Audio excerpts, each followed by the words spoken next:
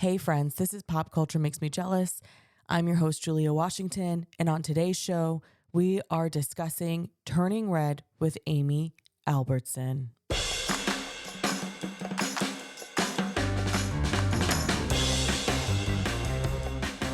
Welcome back to the show. I am excited you're here.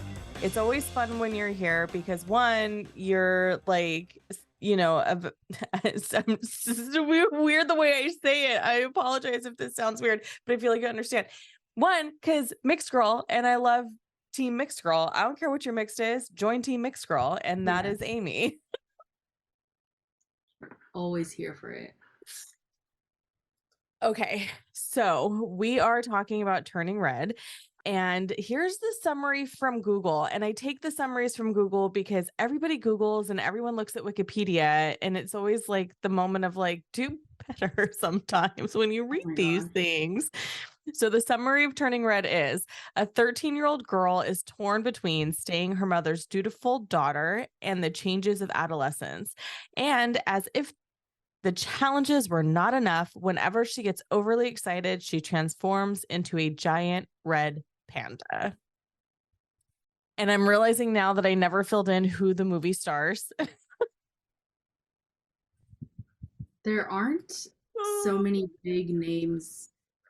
At least the main character is not a big name. Right. And I was like, is this a situation where, because I get in conversation with people all the time about Black famous whenever I'm like, oh, I'm going to go see this movie. And they're like, who's in it? And I'm always like, Black people, you don't know them. But like, I could go up to a Black person and be like, I'm going to go see this movie. And be like, oh my God, I loved it. Right.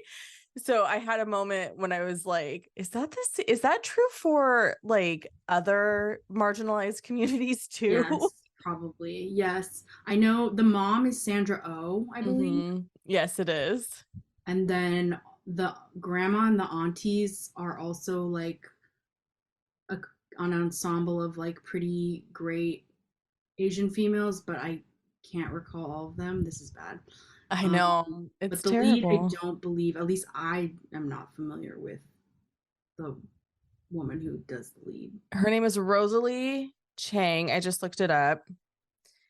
And I'm looking at her IMDb stuff.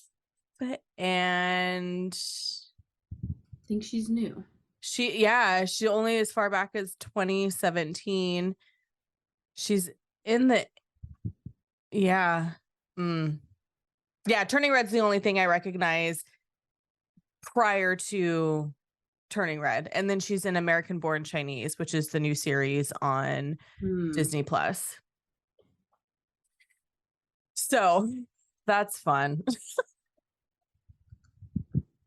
I need an education. But the movie was met with like a ton of mixed reviews. Like it was crazy. And we'll get into the firestorm later about one particular review that is no longer available online. So I wanted to start with discussing what we loved and maybe possibly what we didn't love about the film, because there's always pros and cons. Like the list of perfect films is not long, but if this falls on your list of perfect films, I'm here for it. Yeah, I don't know if I would say like perfect, but I definitely enjoy it. I've watched it many times, and I'm not a child. But we'll get into that later. Yeah. Yeah, so I definitely think it's a great film. It's really fun. That has a musical component, which is always great.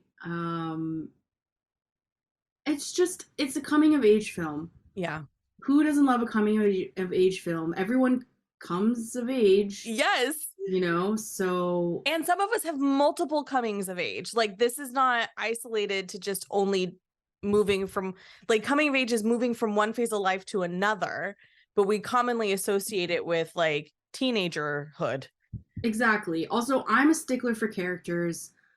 All the characters are so great in their own right, and like especially Mei Lin, the main character, Mei Mei. Like within the first opening sequence, I personally was already in love with her. I was watching it with my mom, and she's like, "Amy, is this movie about you?" Oh.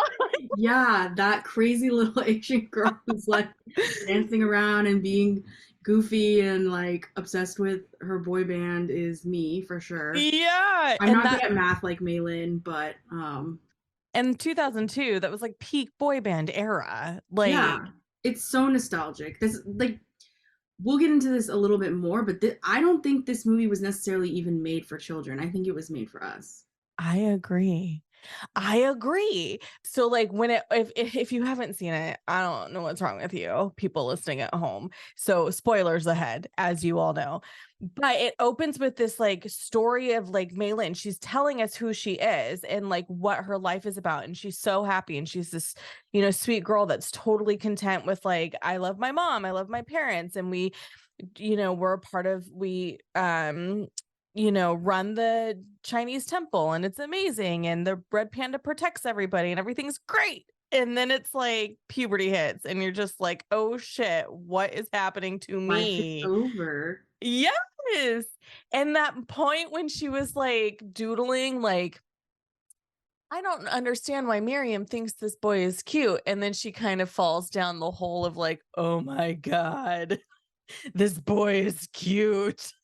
Yeah, and she like doesn't know what's come over her. I feel like that's such a relatable experience, like when Mm-hmm. you're going through this stage of your life, like all of these things are happening to you and you're just kind of like, I don't know about that. Like, what is Yeah. this? And yeah, and she doesn't ask her mom about it, which I think is also like a really common experience. Like, it's Mm-hmm. embarrassing to talk to your parents about it, or your parents don't properly talk to you about it beforehand, which like obviously not all of us turn into a giant red panda for puberty, but like her Right. mom did not talk to her about it. She's like, I thought we had more time.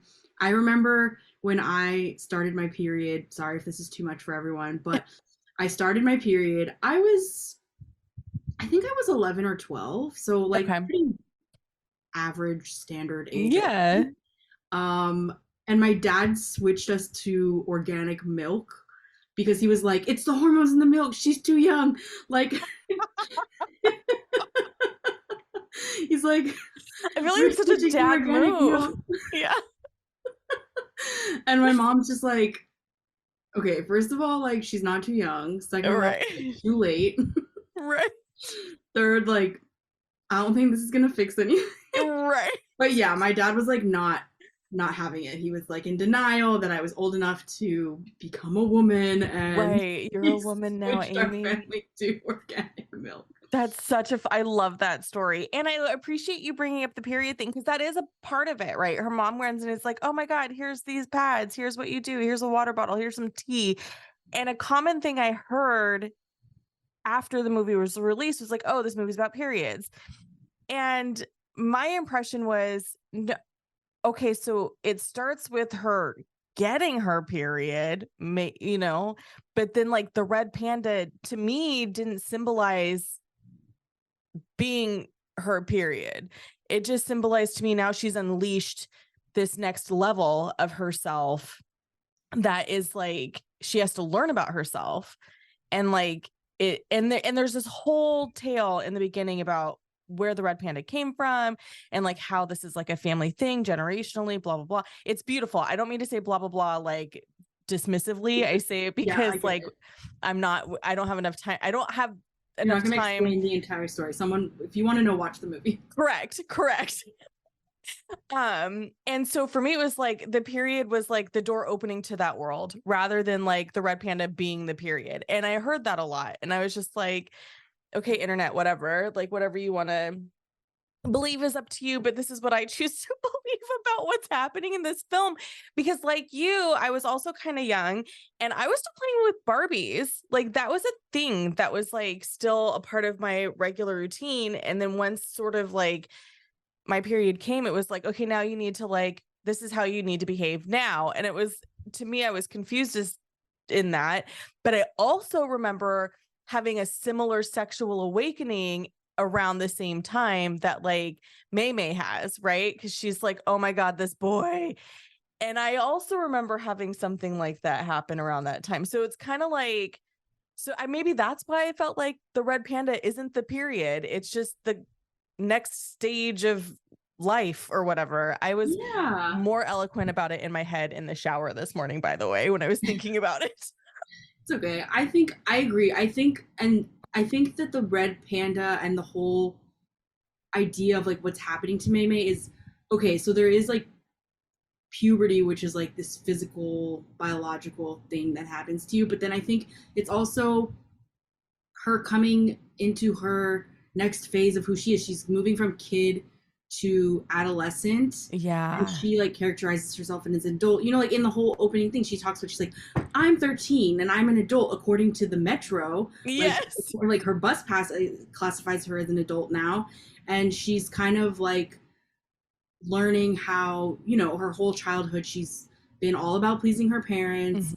and staying in line and, you know, liking what she likes. That was just like good old innocent fun. And then now it's like, oh, I'm an adult and it comes with new territory of like exploring who I want to be outside of my family. Mhm. You know, me as an independent human, like she's not totally independent yet, she's still 13, but that's when you start exploring these things like who am I Yeah. versus who am I in the context of just maybe your family or your tiny Mhm. community or whatever it is. Yeah, and I thought it was so powerful that her calm place was her friends. Yeah. And I loved it, and I thought it was also very powerful how she was able to control it. Whereas the generations before her, like there was a disconnect from the first generation who asked for this protection and became Red Panda to her. So like all the ones in between were afraid by it and didn't want, and so they contained it so they didn't have to like deal. But then here's Mei Mei who's like, oh, this is kind of rad.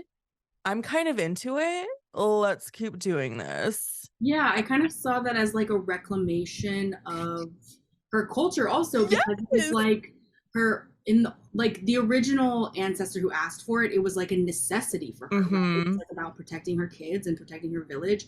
And then in between, like her grandmother and her aunties and her mom, it became her mom says it became an inconvenience. That's how Yeah. she describes it. And then Maymay's like, well, no, this could actually be like a really cool thing. And this is a part of who we are and a part of who I am. Like, why would I want to get rid of it? And so I thought that was like a really cool kind of like reclaiming or repurposing of like, yeah, like Maymay's not protecting her children or her village like the ancient ancestor was, but it still serves a place in who she is and it's become a part of her identity. And she wants to own that. And so it's like, okay, if your mom and all those people don't want to own that, then that's fine. But we're in a new age here and we're going to do this. Yeah, and it reminded me, and I don't know if this is a phase of life that you're in now, but it reminded me of like all the times my mom gave me advice that made sense for her generation, Mm-hmm. but it makes no sense for my All generation. the time. Because it's like there are some things, I mean, in present presently, there are some things that now exist in my generation that didn't exist in my mother's generation. Very cranky about that. But there are other things that exist that, you know, the way she felt like she needed to protect us, her daughters, doesn't exist in the way that, you know, I see my friends trying to protect their daughters. So it's like this sort of outdatedness happens with every generation because in theory we're making progress in a lot Mm-hmm. of ways. In theory. Thanks, Supreme Court. Mm-hmm. Yeah, Yeah. no, I totally understand that. And I think that's why I think, you know, even if you don't have a period, it doesn't mean you can't really like understand the movie. That we're going to get into that in a little bit, but I want to move on to what the New York Times critic review had to say about this in 2022 when the movie released. And they said, and this was by writer Maya Phillips, and she said, quote, Turning Red lives and breathes on the complex emotional relationship between a mother and a child preparing to leave the nest. And also as in Bao, in which a mother raises a steamed bun child from birth to adulthood. Here again, is it pronounced she? I think so. Okay. uses a culturally specific metaphor to convey her character's emotions. This is where Turning Red gets sticky. I'm still reading the quote for anyone listening. It's long. I apologize. Though the plot's red panda magic is rooted in its character's cultural traditions, these details aren't enough to absolve the film of its kid-friendly version of exoticism. After all, its characters profit off May's cute and foreign transformation. End quote. So my first question is do you does this assessment resonate with you in like like do you agree? And then also like kid friendly version of exoticism kind of threw me. I was like, oh, what am I missing something? So I thought this is worth a conversation because the New York Times hits millions of readers, and Maya Phillips herself is a woman of color writing this article. So it's not, our traditional white man who's telling us what to think about something, which I appreciate. Mm-hmm. It also felt like, I don't know, you tell me your thoughts first. This is what makes me think, like, as much as this is like a child's movie, I don't think it was made. I don't To know be that a it was kid really made movie. for children, to be honest. It was Yeah. made for the millennial like us who's in their 30s looking back on life, feeling nostalgic about this time, and is probably still going through some sort of coming of age.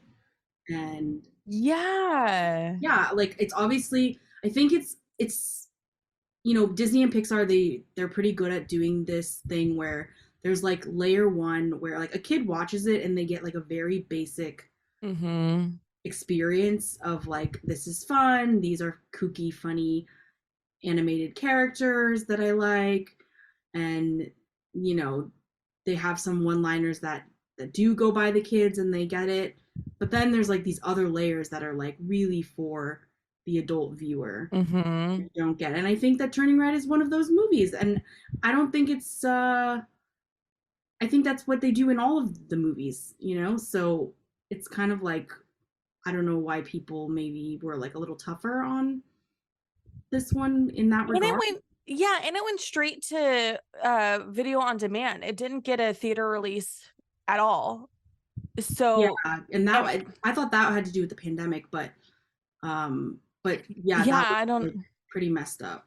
yeah. And my friend Mario always talks about how, and he's been on the show a lot of times, he always talks about how critics should really sit in a theater with people to watch a movie before they write a Mhm. review, I agree. because the experience is so different with everything. And, Turning Red, like we said, went VOD, but there was still a side of the internet that was like, this is the movie I needed, period. Like, this is the movie I needed.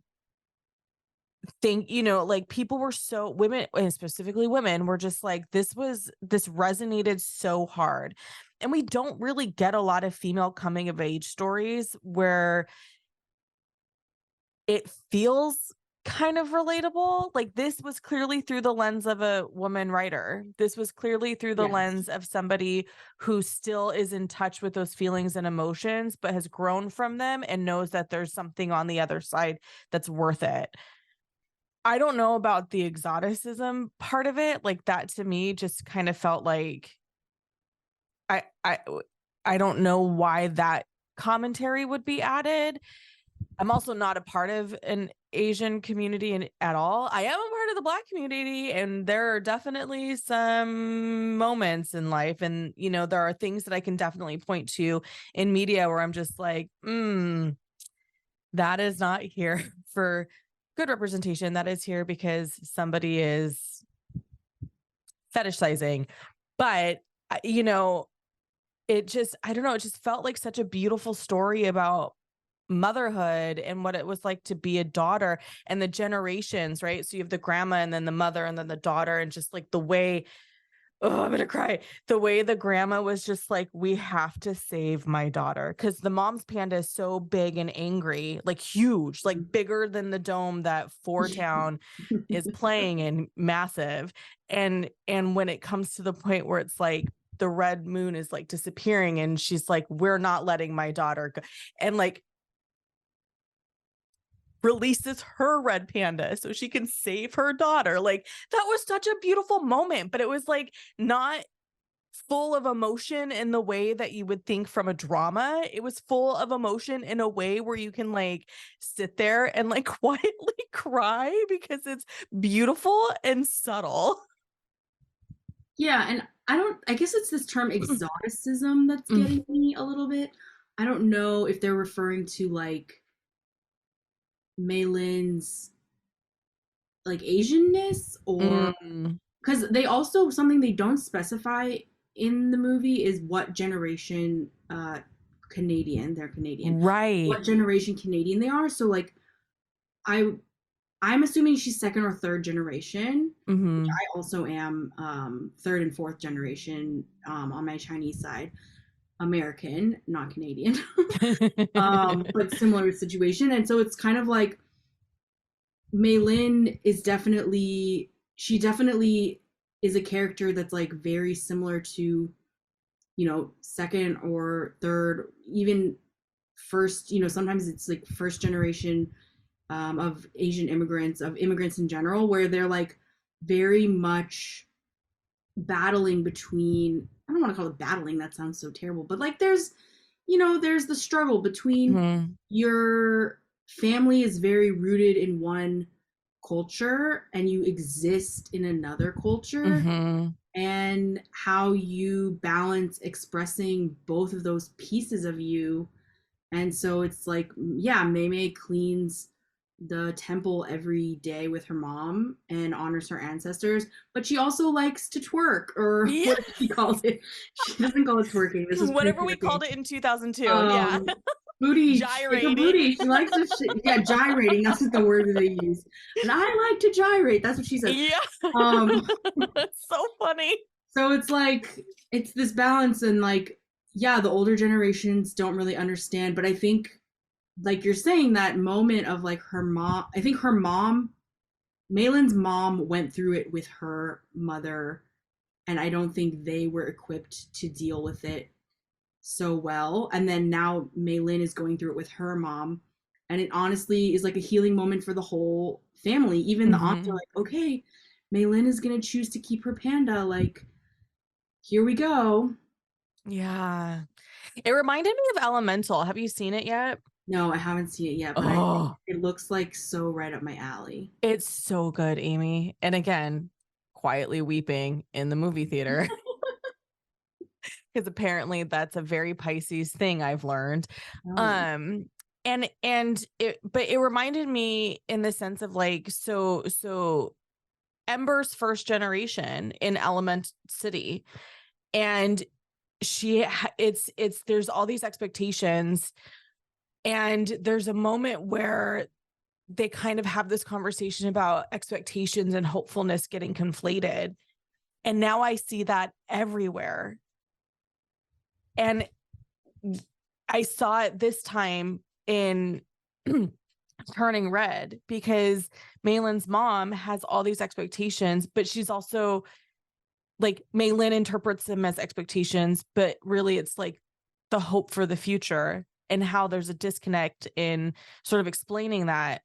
And it's just so interesting how trying to give your kids hopefulness is actually a lot harder than we think.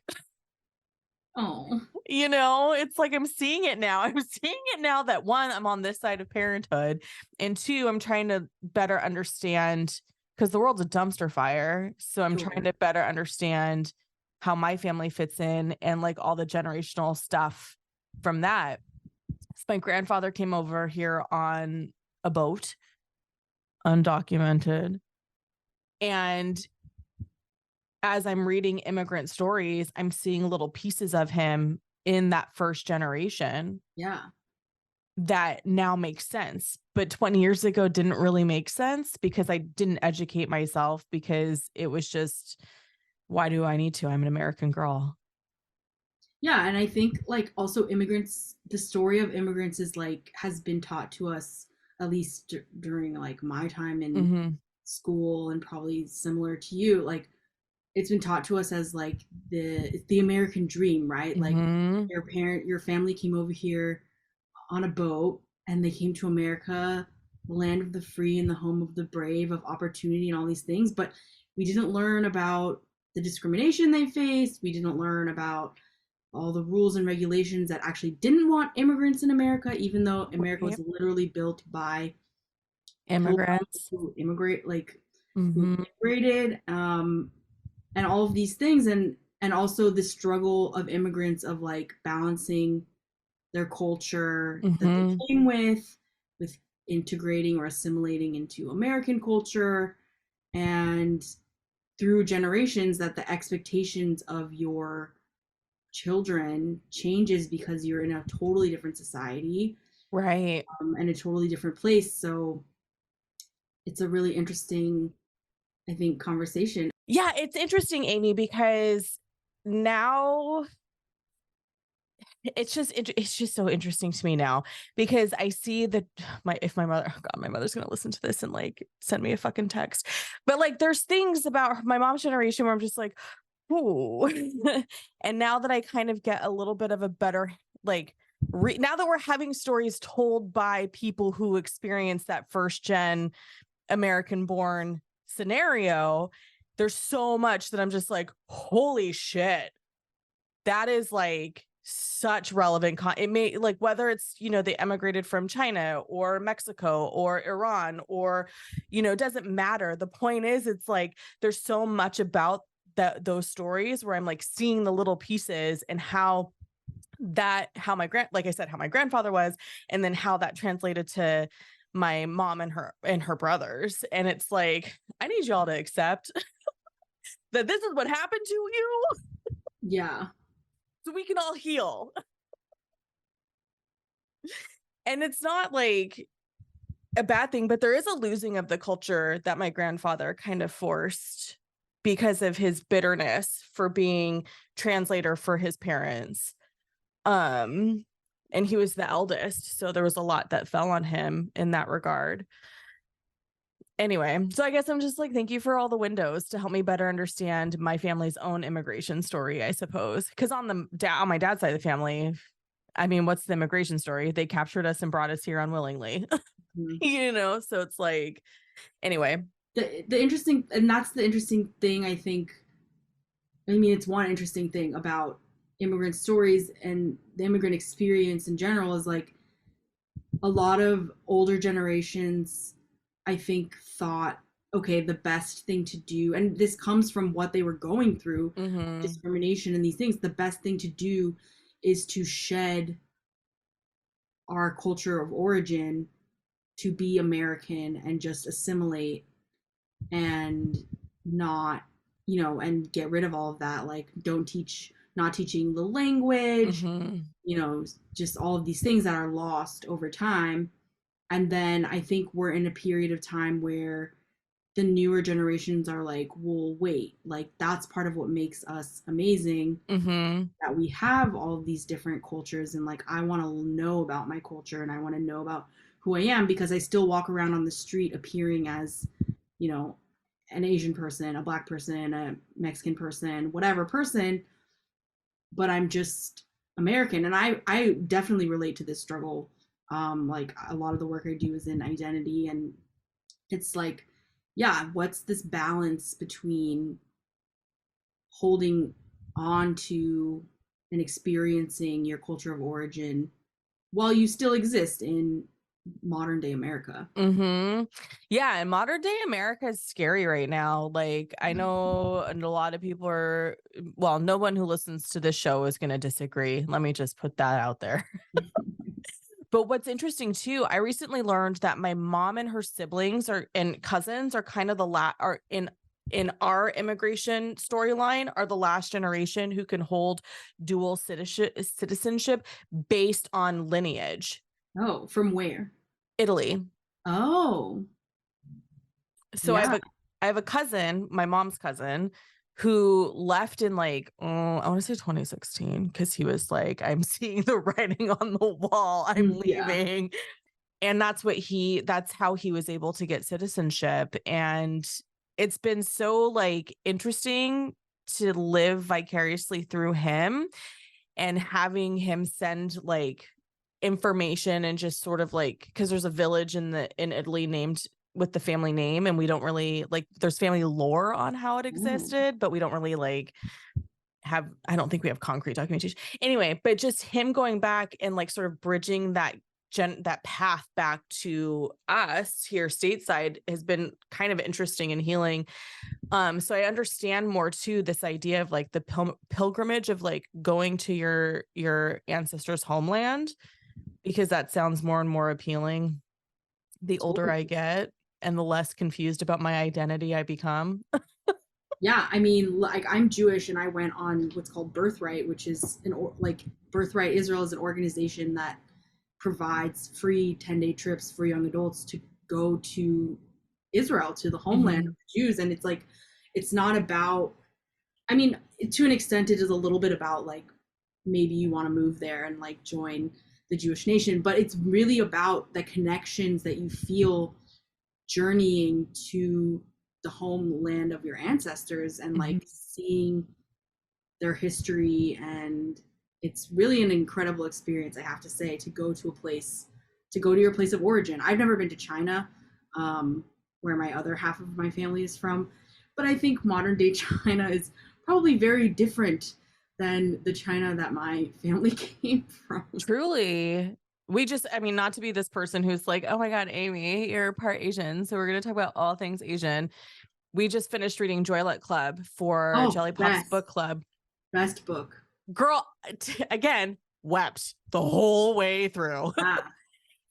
Just could not keep my shit together because of, first of all, the ignorance I have about China in general just becomes more and more clear. So like, I think I told you this before, like I made it a mission, like I need to do more education for myself.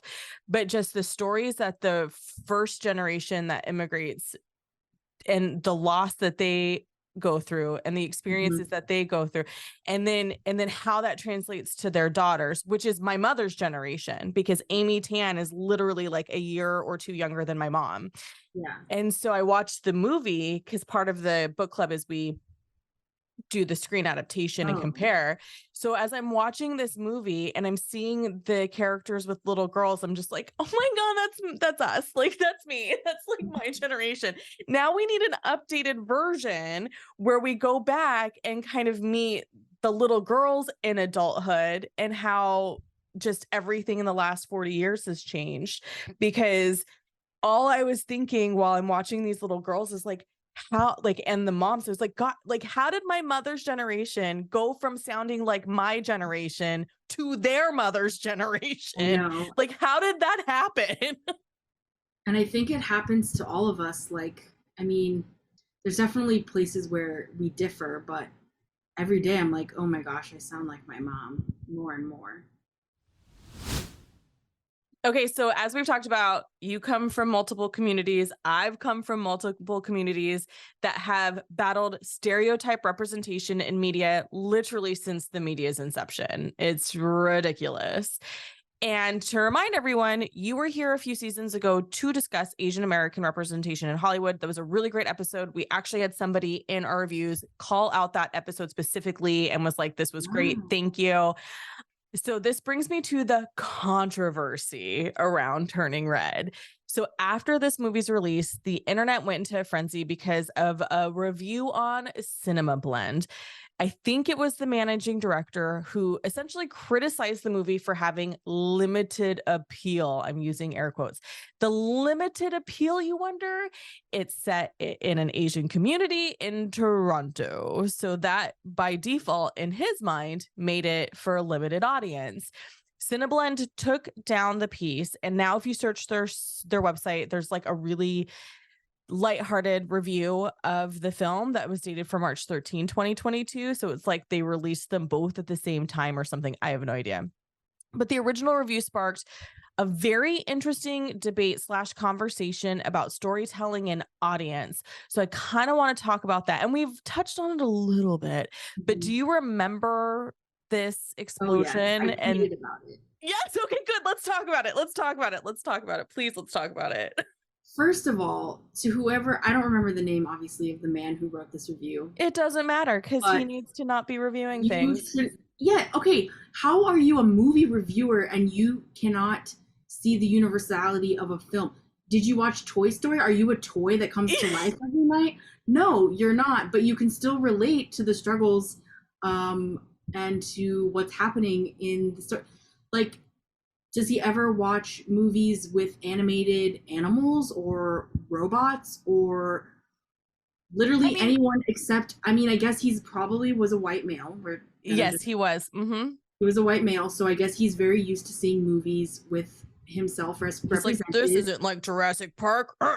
Yeah, like, so I guess that was like a little hard for him, but yeah, any like, no, the movie has universal themes of coming of age, of, you know, there's something to learn about an immigrant family, an immigrant story. You don't have to be a Chinese girl in Toronto to appreciate the movie. I'm sorry, just point blank, no. 100%. I agree with you on that. Because it's like there's so many things that you could latch onto that had coming of age. You don't know how to tap into your, like you said, you don't know how to tap into your emotions about a time when your Like, life changed and didn't to go like, through puberty. yeah, or like the boy band craze. Like we all watched the boy band craze of the late 90s and early aughts because that was fucking a phenomenon. Like that Yeah. was way more, like we have not had a boy band craze to that caliber since, in my opinion. And maybe there is, I don't know. The internet has all I these guess like echo chambers the that K-pop situation is similar. Like I saw vibes of that in the band that they built for Four Town. yes, yes, that is an excellent point. Or even just having a, awkward relationship with a parent. Like you don't ever, you've had such a perfect relationship with your mom and or dad that you don't understand the whole like desire to pull away. Like what? Like Yeah, who or like your are mom, you? even like the extent of the parent embarrassing you, having a close relationship with your friends, wanting to like do things that they want to do versus doing the things that like maybe you're supposed to do, like you're supposed to do, like Mm-hmm. um, just a number of experiences and situations and themes and things that any person could relate to, and you could totally take the context of Malin being an Asian girl in Toronto out. I mean, look, she's in Toronto. I'm in America. No, you know, like it was fine. Yeah. Yeah. It's like I always forget when a movie is based in a city, unless the city is the character, is another character in the Right. show, right? Like, and in things like Turning Red, Toronto is just the backdrop. It wasn't a character of the movie, so it's easy to, in my mind, to insert myself there. But there's probably an added layer for people who are in Toronto because they're Yeah, like, oh, like I they recognize that do. skyline, and Yeah, like they have the Superdome is definitely like a Toronto landmark. I know that. I've never been to Toronto, but I just know some stuff, I guess. Or like she says we're gonna when we're getting money, she says loonies, which is like yeah. a term for Canadian money, or like when she's wearing her little beanie hat, they call it a toque. So okay, there's like little cultural things, but like it's not enough to make it so you just can't watch the movie. Yeah, and I've said this about other things in the past because we covered The Blackening, which is a horror comedy movie that was all black cast, deals with black tropes in horror movies. It's really fucking funny. And I there was reviews there that were like, what is this movie? Ugh. And you're just like, okay, you're literally walking into a movie with already failed expectations. You have Yeah. no desire to walk into this movie and have an enjoyable experience. And that's what these types of reviews feel like to me. It's like you've already made your decision before, based probably on race, which you're never going to, well, I don't know, they might admit it now because 2022, 2023, this shit's a dumpster fire. But it's like you're not even like, and for people like us who have had to watch men be the main character since the inception of fucking film.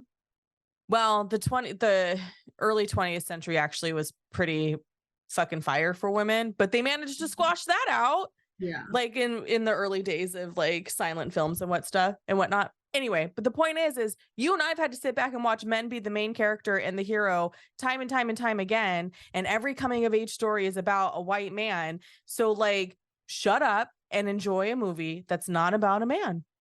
Yeah. You can do it. We've been forced to do it. We've been forced to empathize with you. Sorry, go ahead. I mean, yeah, or like understand that this movie wasn't made for you. Like, sorry that there's a film that was made for someone else. Yes, right? Like, How okay, dare. maybe it's just not made for you, but that doesn't make it a bad movie. Right. Like, let's criticize a movie for being bad because it truly is bad. Like, I love how in the beginning of the film, they have her in a cardboard red panda suit to play that role in the story. But then she can be the real panda in the end. Like, that was a beautiful, like, Arc. thank you. I was doing the motion. Yeah. I loved that part of the story. I loved how like you had these little tiny details, like when she was, falling in whatever with her awakening with the convenience store boy, and her eyes would just kind of do this thing, and you're just like, ah. There's so many little parts about it, and the dialogue's really good, like the writing's really good, the animation's a lot of like, there's just so much about it that's, I feel, objectionably good. That to criticize it because it doesn't have mass appeal is like is so, it's just, what's the word I'm looking for, because words are hard, unevolved. It's I mean, like, yeah, to me it's like the audacity. yeah, like tell me that you don't care about, like tell me that you have a limited bandwidth in your mind without telling me, right? Like, how are you a movie critic if you can't walk into something and be Exactly. I'm just like, like wondering what other reviews this person wrote that were like worth anything about anything. yeah. And I understand. I get emotional and write emotional reviews where I'm like, here's how I related to this story. But also, I feel like more people should do that. Well, hopefully this reviewer maybe needs to go to therapy to get in touch with their emotions in order to appreciate such a film, or I don't know, they should get a different job. Yeah. They've been forced to at this point because of their review. I don't know. Yeah. But yeah, in short, their review was completely garbage. Agreed. I mean, I just think it's a great movie and it's really fun, especially for like, yeah, okay, look, maybe if you're like that guy, you can't appreciate it as much as, let's say, like a millennial female, because it's like watching our lives on the screen. 100%. But definitely it's a good movie, and I would say don't rule out this as a kids movie. But if you have kids, it's something that you can watch with them that you will also enjoy. So I just 10 out of 10 recommend. Love that. I would like to see it in a theater with a big crowd. I think that'd be fun. Maybe I'll host a birthday party and we'll watch Turning Red in the movie theater. Love that idea. Oh, that's a thing. I forget that's a thing we can do. Yeah, you can like rent the whole movie theater. Yeah, I should do that for my next birthday too. Your birthday party should be, I don't know if this is gonna be on the podcast. Your birthday party should be like a film festival. Like the best of Julie's favorites. Oh my God, I love that. Everyone will be crying because there's tears. I mean, not every movie is a crying movie, but I fucking love that. Thank you for that idea, because that would be a fantastic milestone birthday party. Holy shit, Amy, you're brilliant. And the snacks will be all your faves. Oh, it's just gonna be candy. Yeah. Great. Sorry, guys. Here's some candy and maybe some chips and salsa. I love this idea. I'm so glad it's on the recording. It's staying in. I do want to end on a positive note for Turning Red. A writer for RogerEbert.com had this to say. And also, I would like to preface this, as we've established on the show, Roger Ebert himself is a misogynist, and sometimes the writings since his death have also kind of been rooted in misogyny. So I was pleasantly surprised by this review, and I snipped the part that I relate to the most. Quote, a radically brazen hormonal PG movie that instantly fills a huge void in the lives of awkward, novel female teens who might just be starting to crawl out of their childhood cocoons with a disharmony of mystifying awakenings and sexual feelings. That achievement is perhaps no surprise coming from Pixar, a studio that can always be trusted for a generous dose of reflective grown-up nostalgia, as well as a good old-fashioned coming-of-age saga, end quote. Exactly. Exactly. Yeah, a generous dose of reflective grown-up nostalgia, as well as a good old age coming-of-age story. Yeah, that's what I'm saying. Like, these movies, they have those layers of, like, kids can watch it and get, like, a basic fun experience. And then there's, like, all of this deep peeling back of things that's made for the adult viewers. Mm-hmm. And I love it. I'm here for it. Yes, and it's so much better than when Disney by itself tries to do that. Yeah, it definitely, I think, goes better when Pixar is involved. Agreed. Agreed. Amy, you know this. You have an open invitation to come back whenever you want because it's always fun to have you here. Thank you. I love being on this podcast for sure. Yay. Can you please let everyone know where they can find you, support your work, keep up with you, all the good things? Sure. So the best way to keep up with me is on Instagram and possibly Twitter, but Instagram is better. Both of them, you can find me at the Amy Albertson. That's the Amy Amy Albertson Albertson. And yeah, hit me up, slide into the DMs. Talk about why you love Turning Red.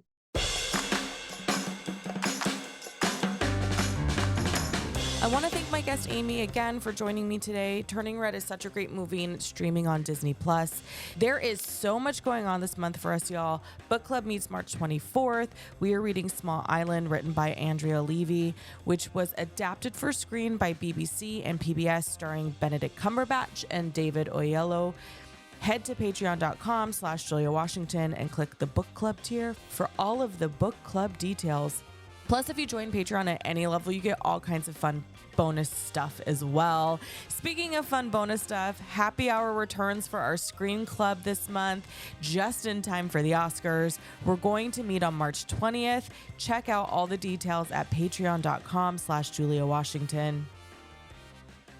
Pop Culture Makes Me Jealous is written and edited by me, your host. And if you're new around here, I'm a writer, artist, and podcast host based in California.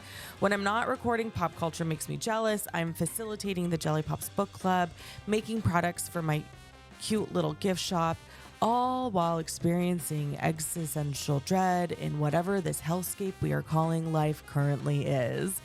Thanks for tuning in, y'all. Until next time.